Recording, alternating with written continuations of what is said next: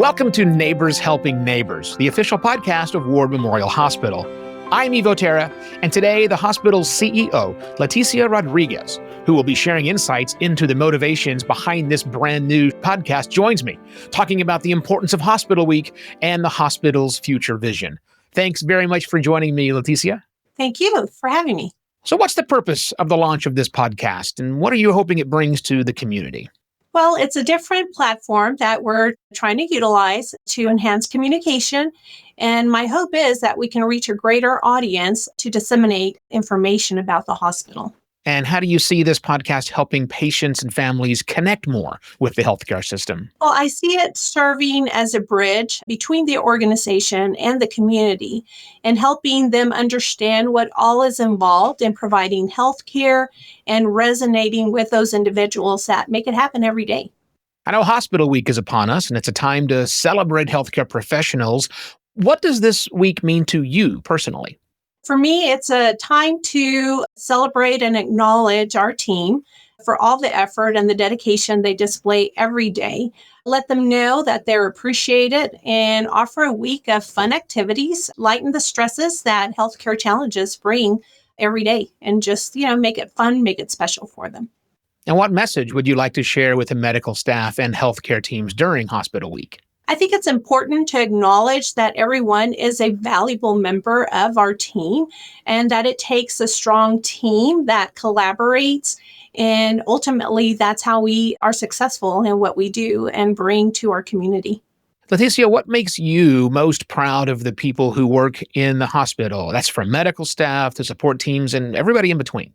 I think most important for me is the compassion that they display to our patients and their ability to touch their lives directly by going that extra mile. I know I've witnessed personally some of the nurses going out and buying a certain patient their favorite meal, or they want to indulge in something that we don't necessarily have here in the cafeteria. They'll go out and they'll buy it with their own money.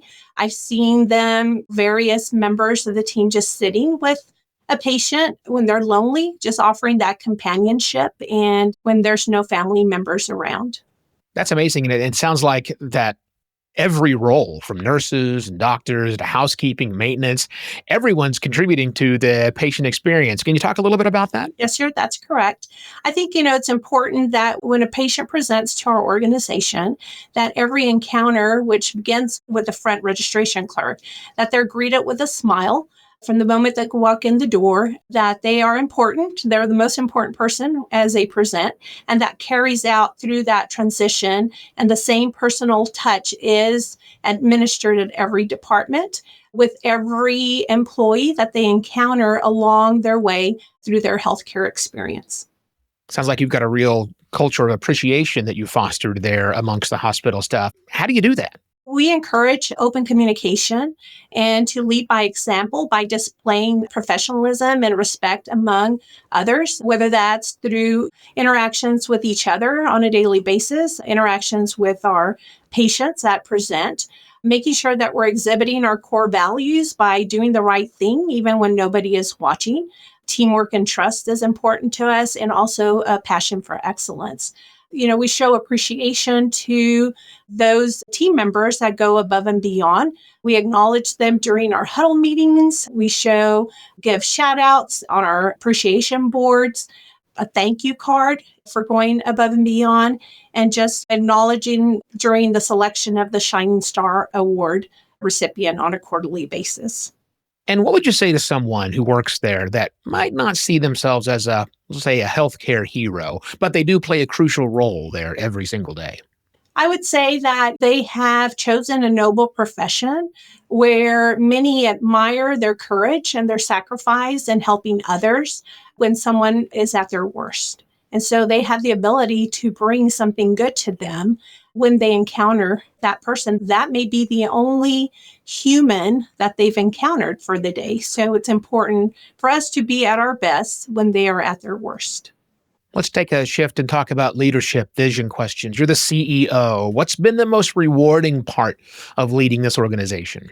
For me, just the opportunity to improve the patient care experience, see the organization grow and the positive impact that it's had on the community.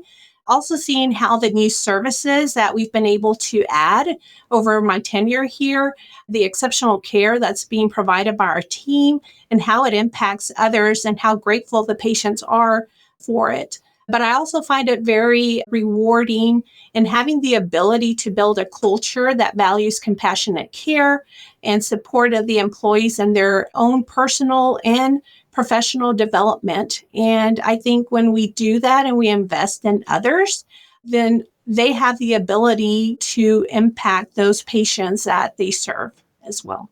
And let's talk about some challenges in the healthcare world that your professionals might have faced recently and how the team has risen to meet them. Well, here recently, they've been exposed to some unfortunate deaths in the community suffering. I've seen the team rally around each other and support one another during those difficult times. And how about balancing the roles of innovation and also adhering to tradition when you lead a community hospital? How do you balance that? Well, I start by assessing the current situation and then I identify what challenges and opportunities and or constraints need to be addressed to achieve the ultimate goal. I also identify who are my stakeholders. I ensure that I've communicated that expectation and or provided those resources needed to get that intent result.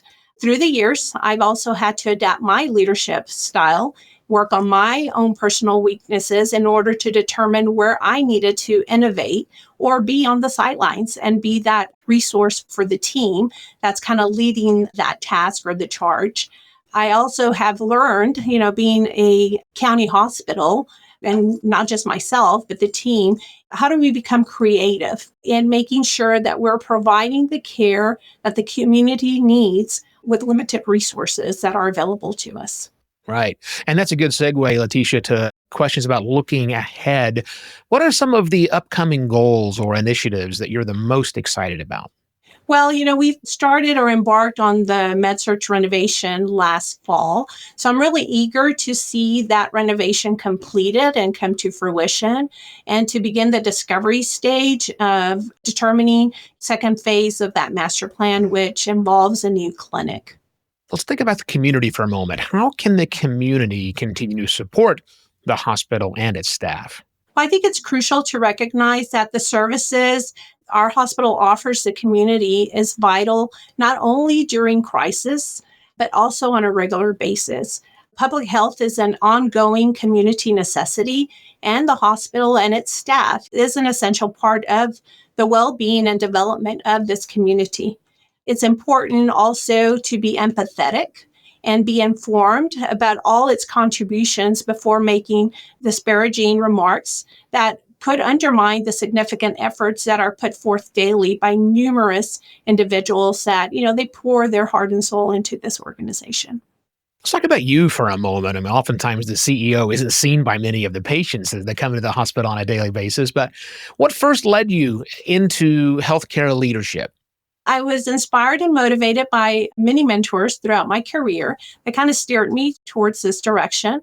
I saw the impact that they had on leading teams and also their desire to make a difference in people's lives. And so I thought they were impactful in my decision into healthcare leadership.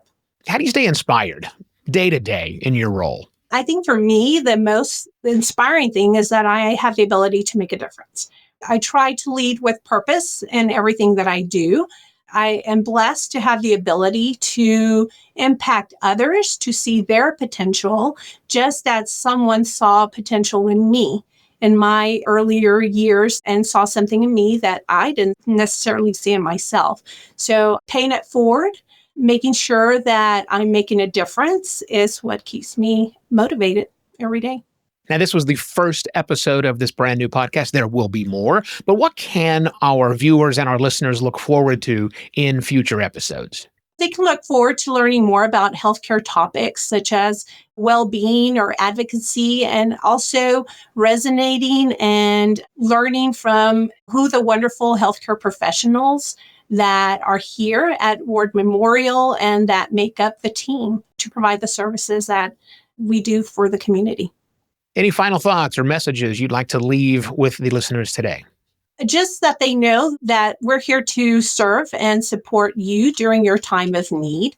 My door is always open. I would love to hear feedback, how we can improve or serve you for the betterment of the community. If there's concerns or you don't feel like we're in the right direction, I welcome that feedback as well. We can only be as good as what we know to be. We aim to do our best, but I know there's always room for improvement. Always. Well, Leticia, this has been a great conversation. It's been a pleasure getting to know you and setting up the podcast. So thank you very much for joining me today. Thank you. And I'll also say thank you to you for joining us today on Neighbors Helping Neighbors, brought to you by Ward Memorial Hospital. Remember, you can always stay connected and learn more about our upcoming episodes by visiting the podcast page at wardmemorial.com/podcast. We appreciate your support and look forward to bringing you more candid conversations with our local medical experts and leaders. Thanks for listening.